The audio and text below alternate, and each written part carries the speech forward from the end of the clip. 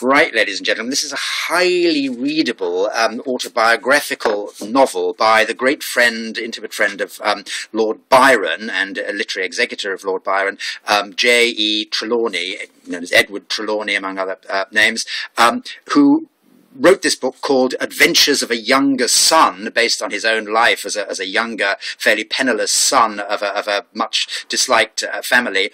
In 1835, it was published in 1835. This is a first edition published by Richard Bentley, 1835. The condition is disbound and a bit distressed, foxed, but the text block is tight and fairly clean. It's a fascinating read of his travels around the world in the Royal Navy, his adventures, larger than life, many of them, in very thinly disguised autobiographical detail. The book has at some stage been sold for £15 by a bookseller who's made notes in the front, a novel by Byron's friend, semi-autobiographical, and there's a rather nice letter in the front, no date but looking Victorian, of somebody who's left somebody else the book in their will, and the person who conveyed it to them has said, this is the book that you admired so long ago, here it is, it was left to you by Auntie Fanny or whatever it is. So there's a letter there at the front, and it's a highly readable book by a man who led, if you look him up on the internet, the most extraordinary life, dying very late in the 1880s, Byron's only surviving friend. So it's a first edition of Adventures of a Younger Son,